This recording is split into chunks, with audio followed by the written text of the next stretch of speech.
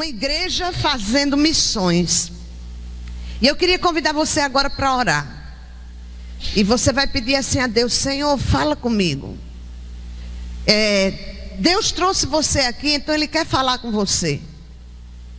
Não é com a pessoa que não veio. A pessoa que não veio, você até pode falar com ele depois, ou com ela. Mas Deus quer falar com você que está aqui. Porque uma chama de um fósforo, ela é tão pequena, né? É tão quase que insignificante. Mas se essa chama pequenina, ela cair numa floresta, ela pode queimar toda uma floresta.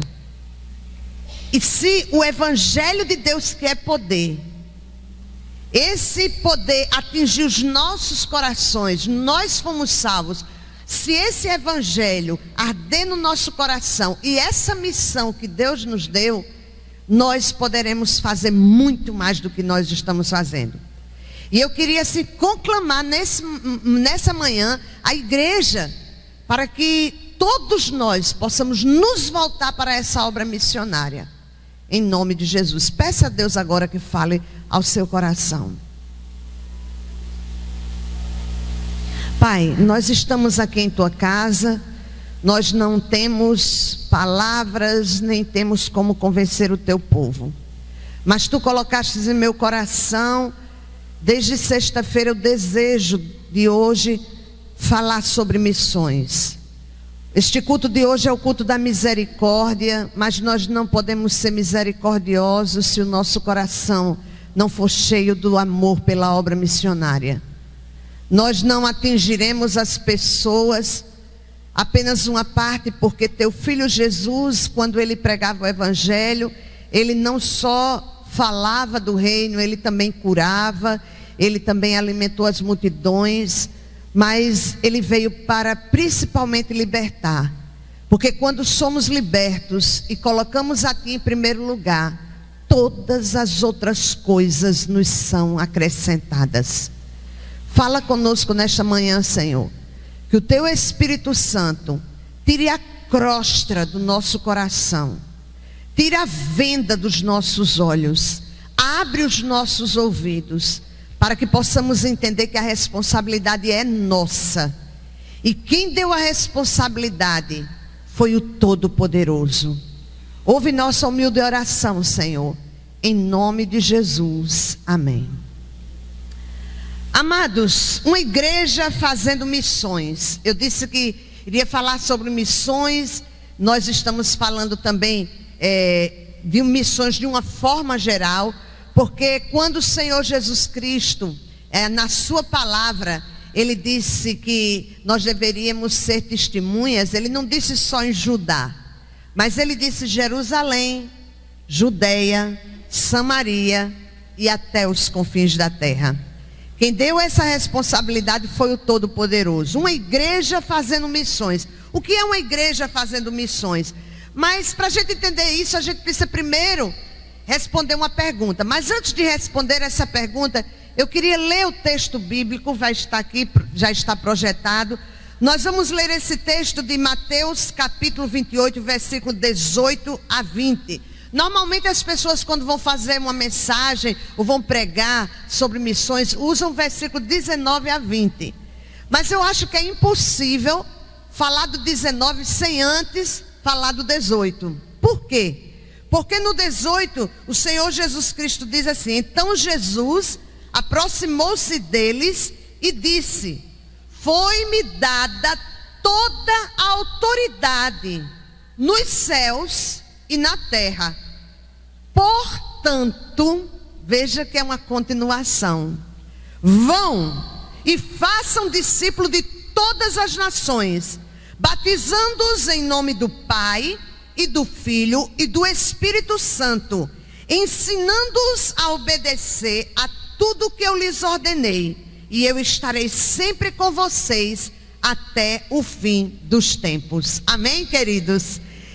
Amados, o que é missões? O que é missões? Missões, se você for olhar no dicionário, você vai ver que são várias missões. O plural já está dizendo, né? Várias missões. Mas missões ou missão é uma responsabilidade. é uma obrigação, é uma incumbência. E amados, esta incumbência, essa obrigação foi dada a mim e a você. Interessante que o Senhor Jesus Cristo, antes de dizer vão ou ide, Ele disse: toda autoridade e poder me foi dado no céu e na terra. Geralmente as pessoas dizem assim: quem manda porque pode, né? E obedece quem tem juízo. Interessante que parece que nós não temos juízo em alguns momentos, porque estamos desobedecendo ao Todo-Poderoso, aquele que tem toda a autoridade nos céus e na terra. Ele, antes de dar essa ordem, ele deixou bem claro: olha, toda a autoridade me foi dada no céu e na terra. Portanto, aí ele dá a ordem para a sua igreja. Essa obrigação é nossa, foi dada pelo Senhor. Estamos no mês de missões estaduais, e Pernambuco, eu me importo. Esse é o tema. Eu me importo com o Alto Pajeú. Eu, de nascença, eu não sou pernambucana, né? Eu sou norte-riograndense, sou natalense, mas de coração eu sou pernambucana. Essa terra aqui me acolheu. Desde que casei, né, eu moro aqui, ou seja, eu tenho mais tempo de vida nesta terra de Pernambuco do que na minha própria terra. E amados irmãos, Deus tem me dado amor por essa terra. Eu acho linda a história de Pernambuco, é um povo guerreiro. O hino de Pernambuco é lindo. Eu acho isso fantástico, porque eu não sei o hino do Rio Grande do Norte. Você é de onde? Você sabe o hino do Maranhão? E o pernambucano quase todo sabe seu hino. Pernambuco dos Altos Coqueiros. Que coisa linda! Nós temos a bandeira mais bonita do Brasil, eu acho. É uma bandeira que mostra ali o sol da justiça, lembra o Evangelho, a cruz onde Jesus Cristo morreu por nós. É uma bandeira belíssima. E amados, nós dizemos todos os domingos: eu me importo com Pernambuco. Mas será que nós nos importamos com essa linda terra, essa terra guerreira, essa terra que, se nós estudamos a história, a gente vai ver que as revoluções fervilharam aqui nesse estado.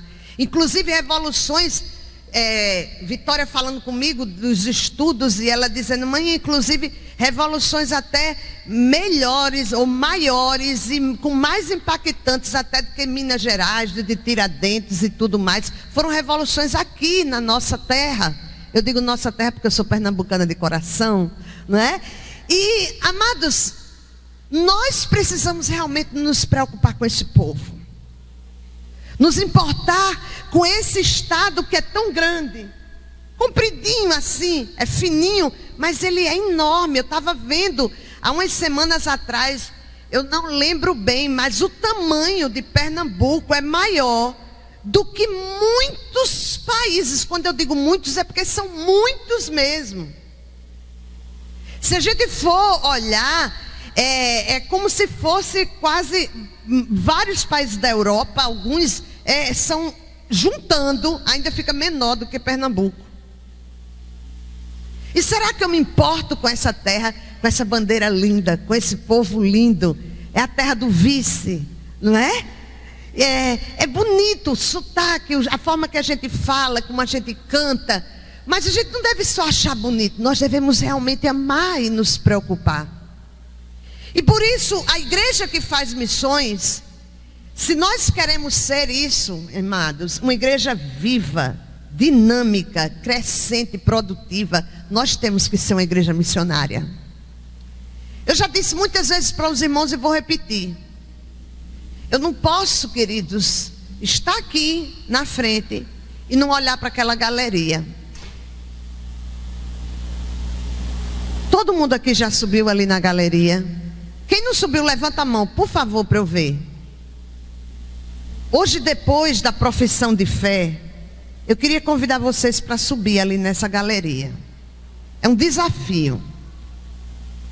Ali tem lugar para 300 pessoas. Ela não está terminada porque o chão também está rústico. Mas, amados, a gente não pode ficar aqui salvo, sentado, satisfeito, quando Deus já nos deu espaço para colocar mais 300 pessoas ali em cima. E temos espaço para 1000 pessoas aqui embaixo. Nós não podemos ser uma igreja viva, dinâmica, crescente.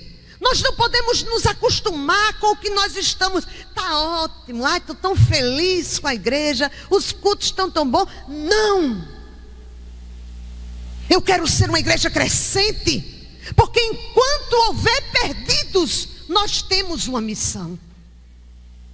Essa missão foi dada para a igreja. E quem deu tem autoridade. Amados, quando nós damos uma obrigação para alguém, ou damos uma ordem para alguém que está submisso a nós, nós cobramos. Deus também irá cobrar. Se nós queremos ser essa igreja produtiva, porque Jesus Cristo disse que Ele era a videira, que nós éramos os ramos, e quem estivesse nele daria muito fruto. Amados, eu não sei o que está acontecendo com a gente. Ou a gente está meio quebradinho assim. Vocês já viram aquele galho que quebra, mas não cai? Fica só uma pontinha assim, segurando na árvore. Ele começa a ficar meio amarelo. Ele vai perdendo a cor. Daqui a pouco ele vai ficando cinza. Quando não cai.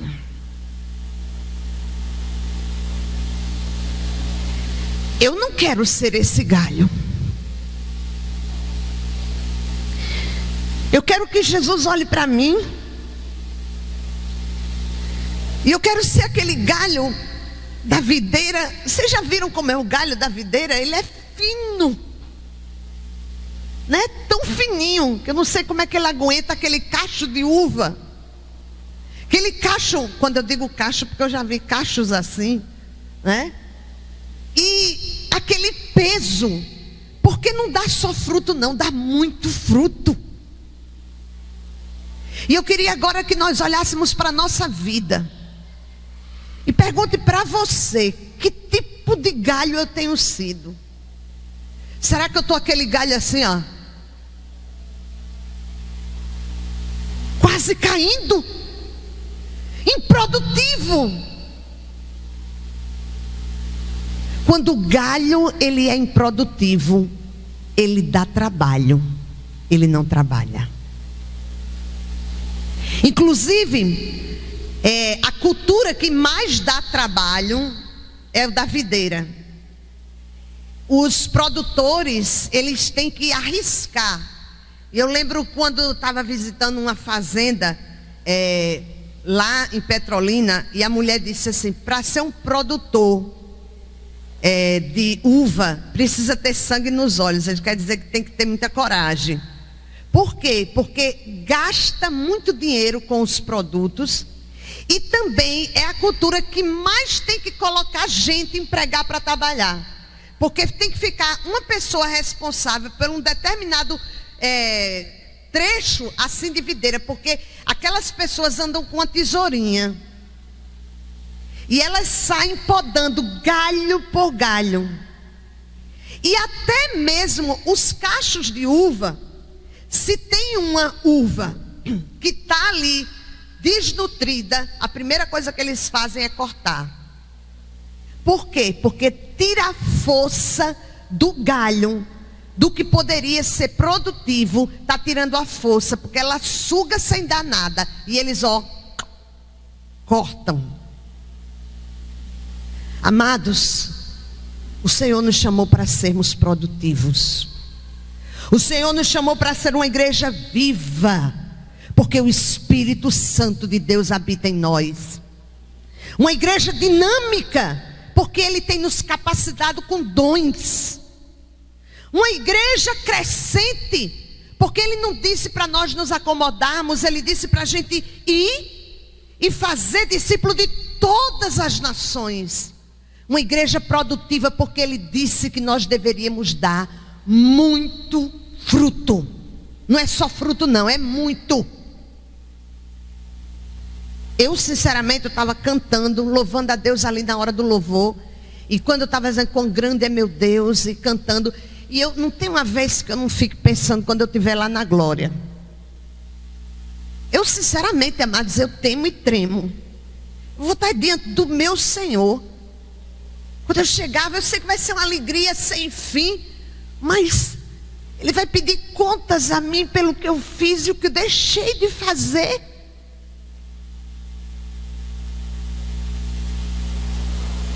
Eu não sou um galho que dá muito fruto. Você é um galho que dá muito fruto?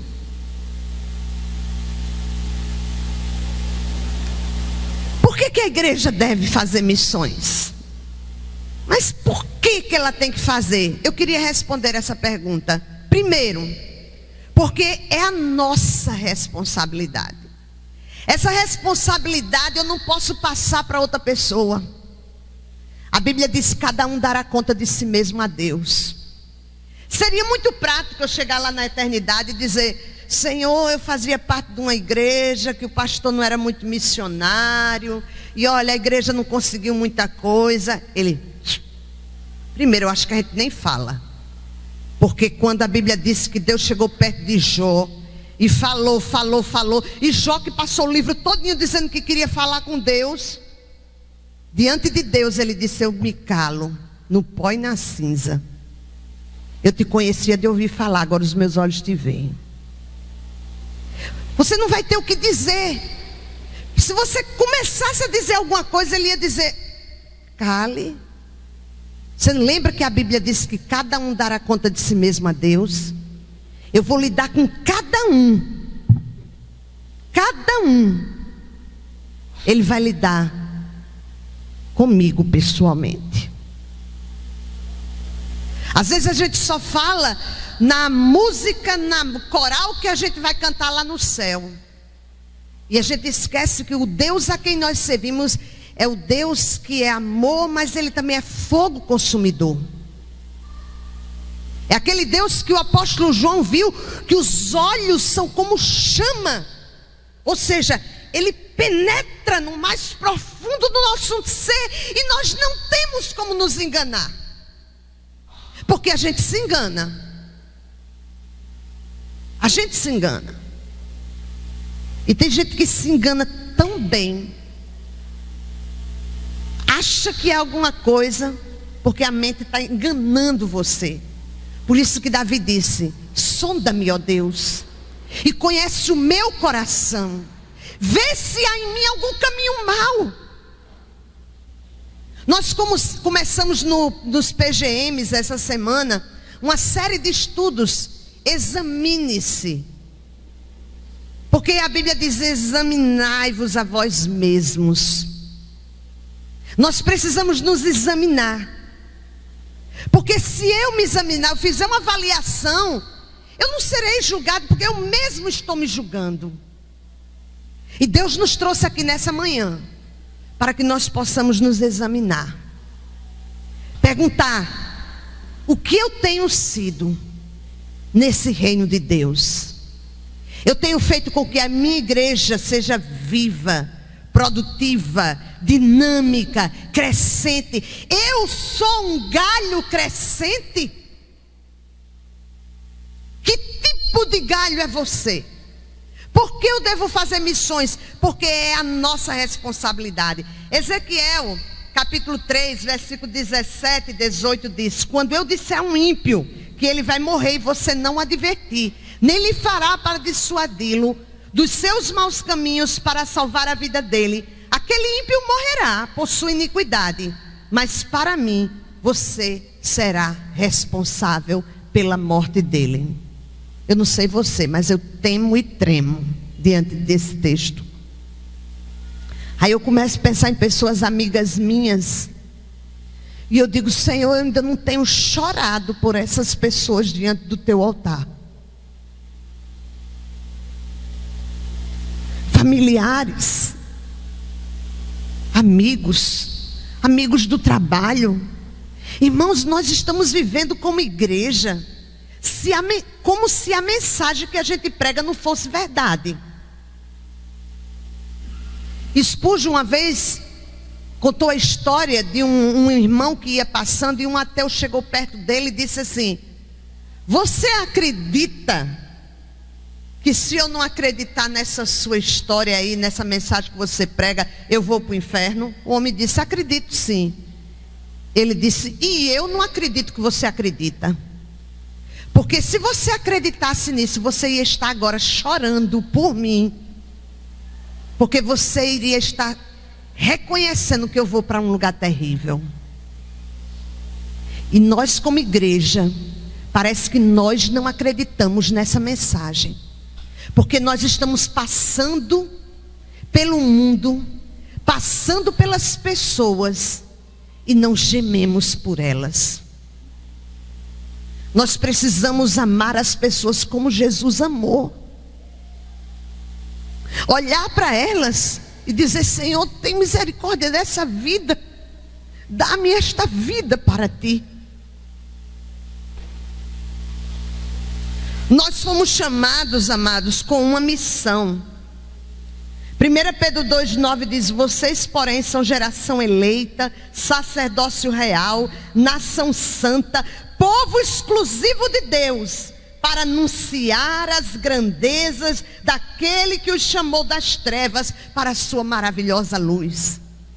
O Senhor não nos chamou para a gente ser filhinho de papai. Não. Ele nos chamou para que nós possamos anunciar as grandezas do seu reino e o seu poder salvador. E lembre-se, quem chamou tem autoridade. Por que é a nossa responsabilidade? Porque essa missão foi dada pelo próprio Jesus. Ele diz: portanto, vão e façam discípulo de todas as nações. Mas receberão poder quando o Espírito Santo descer sobre vocês, e serão minhas testemunhas em Jerusalém, em toda a Judeia, Samaria e até os confins da terra. Ou nós não estamos entendendo, ou nós somos muito rebeldes. Dos dois, um. Ou não estamos entendendo, ou somos muito rebeldes. Porque se entendemos essa mensagem salvadora e não pregamos, nós estamos rebelando, nos rebelando diante da autoridade do Todo-Poderoso. Por que é nossa responsabilidade? Porque Ele nos capacitou com dons espirituais para fazê-lo conhecido. Deus não é irresponsável, Jesus não é irresponsável. Ele não diria vão, se Ele não nos capacitasse. Ele nos capacitou com dons, talentos. Ele colocou em nós o Espírito Santo, que nos dá poder, que energiza as nossas palavras, nos dá poder para viver uma vida diferente, para sermos diferentes. Amados, a responsabilidade é nossa. Se você é igreja, essa é a sua responsabilidade. Mas eu fiz uma pergunta no início: por que a igreja deve fazer missões? Porque é nossa responsabilidade. Segundo, porque o Senhor vai conosco. Nós não estamos sozinhos. Amados, Ele vai conosco.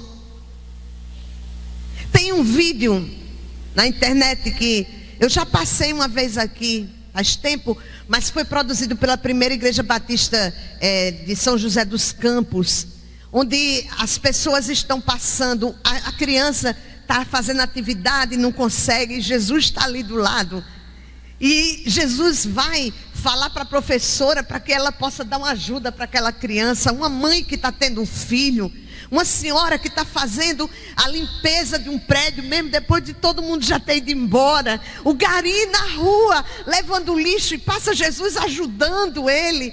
É lógico que Jesus não está aqui em pessoa, mas Ele está conosco.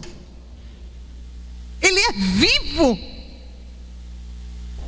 Ele disse que estaria conosco, o texto, todos os dias, até o fim.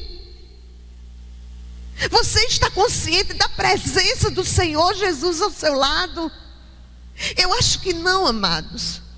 Porque se nós tivéssemos consciência de que Jesus está aqui ao lado, igual aquele vídeo, nós não falaríamos algumas coisas ou muitas coisas.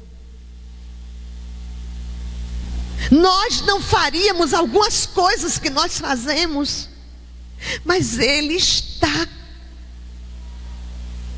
Eu poderia até colocar uma imagem, só as pegadas, porque você não vê, mas Ele está com você, porque Ele vai conosco.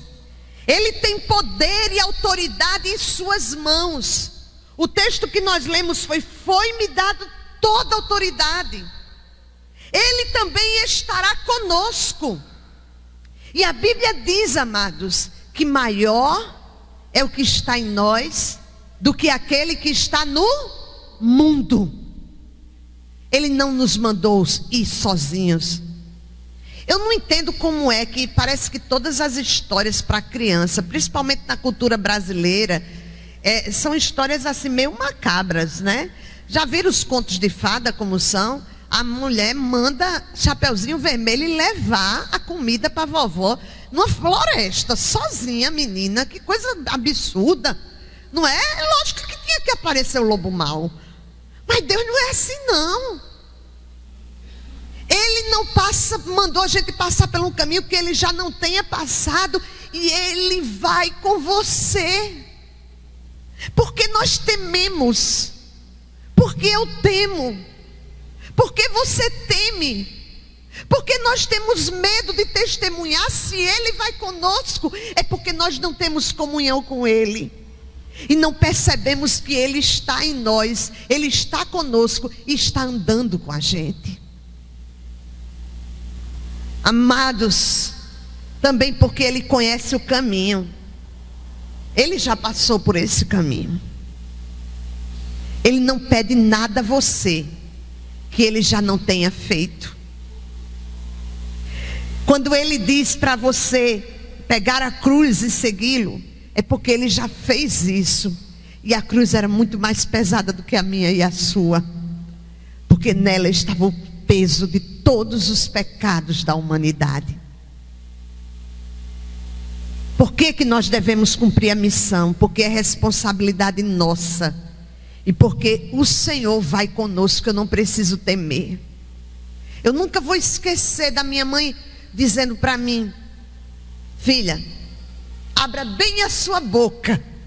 Ela, lógico, estava recitando um versículo da Bíblia: abre bem a tua boca que eu a encherei. Quantas vezes eu tenho medo e eu temo, eu digo: Senhor, mas eu creio, eu vou, e o Senhor vai colocar palavras na minha boca. E Deus nunca falhou.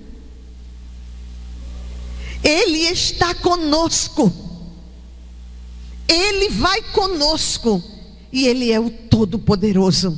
Por isso não precisamos temer. Por último, porque a igreja deve fazer missões? Porque nós recebemos recompensa. Aí você pode dizer: não pense nem nisso. Olha que história, nós somos humanos. Aquele que prometeu sabe que a gente é estimulado por recompensa. Quando você diz assim para um menino, o menino é meio preguiçosinho para estudar, e você diz: estude que eu vou lhe dar uma bicicleta. Eu lembro que o pastor Paulo disse que quando era menino, a mãe um dia disse isso. Ele passou por média no terceiro bimestre, ele já estava passado, pensando na bicicleta, a recompensa. Amados, o Senhor Jesus, Ele sabia que nós somos também motivados por recompensa. E olha, tudo que nós fizermos para o Senhor, nós seremos recompensados. A Bíblia diz que até um copo de água que você dá para um pequenino, o Senhor lhe recompensará. Porque Ele prometeu que tudo que nós fizéssemos para Ele, diz lá em Colossenses 3, de 23 a 24, e tudo quanto fizerdes, fazei-o de todo o coração, como para o Senhor e não para homens, certo de que recebereis a recompensa da herança, porque a Cristo Jesus é que servis. Você não está servindo a homens, você não está servindo uma denominação, você não está servindo uma igreja, você está servindo ao Todo-Poderoso, aquele que é capaz de lhe recompensar. E não é somente na eternidade não, queridos. Na eternidade nós receberemos a coroa da justiça, mas é aqui. Porque quando nós vemos uma pessoa que aceita Jesus Cristo, a alegria no seu rosto, no seu coração, nós já somos aliviados e nos alegramos. Porque quem sai pregando a mensagem, chorando, volta alegre, trazendo consigo os seus molhos.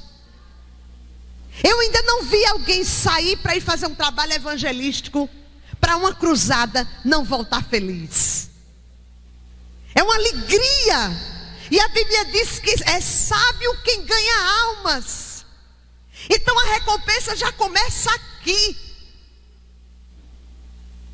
Desde que nós chegamos aqui, nós conhecemos a irmã Lúcia, do irmão Zé Lopes, né? Agora.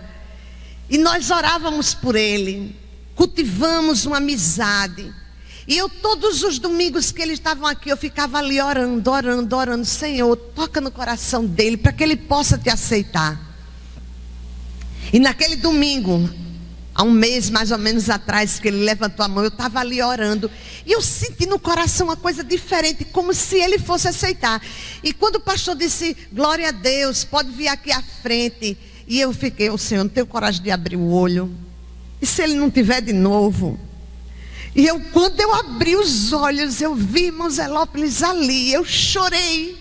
Eu senti uma alegria tão grande. E o pastor está discipulando ele. Interessante que na outra semana, 2 semanas depois, eu fui também junto. E quando eu cheguei lá, fui falar com ele. Ele disse, a paz do Senhor, né, irmã? Porque agora eu sou irmão Zé Lopes, eu sou evangélico. Eu achei tão lindo, aquela convicção. Isso já enche nosso coração de alegria, queridos. Isso já é recompensa do Senhor, aqui, agora. Por que que os missionários, muitos passam tanta luta, tanta dificuldade, mas eles estão felizes, porque não existe coisa melhor do que trabalhar para Jesus. Nada é tão grande quanto servi-lo, saber que Ele está conosco, que você está fazendo a vontade dEle. Não existe nada melhor. Amados, nós podemos fazer missões. Obrigada, Saulo, você melhorou. Eu estava querendo essas imagens. Nós podemos fazer missões orando. E eu pergunto, será que nós estamos orando, queridos? Eu não estou orando como deveria. Isso dói meu coração, porque eu preciso orar muito mais pela obra missionária. Eu não tenho desculpa. Eu poderia até nem andar, mas eu poderia fazer missões orando. Eu posso fazer missões orando. Todos nós aqui podemos, porque quem convence o homem do pecado, da justiça e do juízo é o Espírito Santo. E Ele pode usar quem Ele quiser, até um jumento, para falar do amor dele, se Ele quiser. Então a gente tem que orar, pedir a Deus, mas também indo. Lembrem-se, se nós somos igreja, essa missão é para mim, é para você, e foi dada por aquele que tem toda a autoridade. Mas também ofertando. Nós estamos no mês de missões estaduais. E eu não posso dizer, eu me importo com Pernambuco e não me envolver com essa campanha.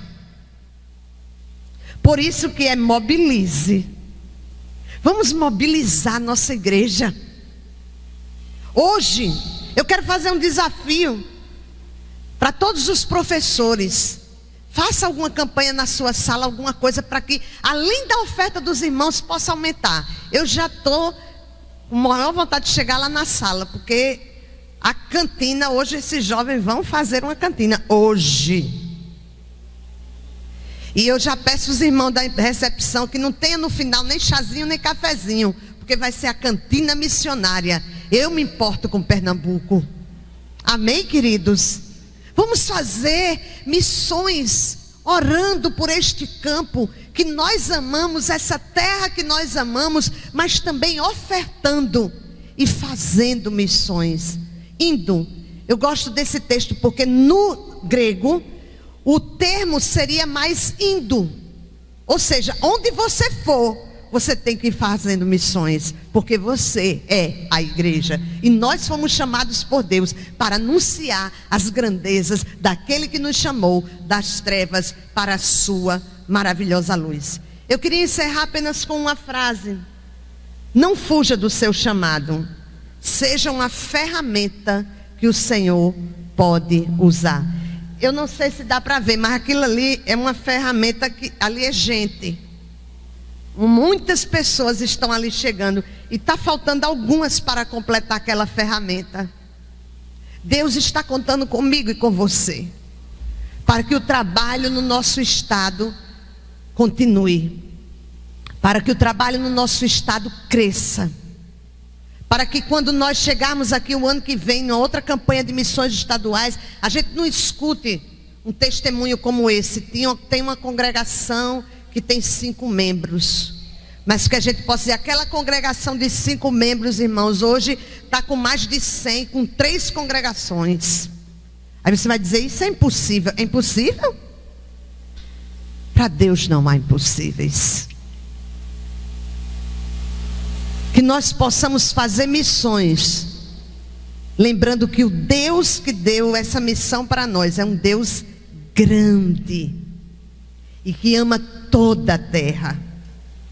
Depois de hoje, a sua responsabilidade é maior.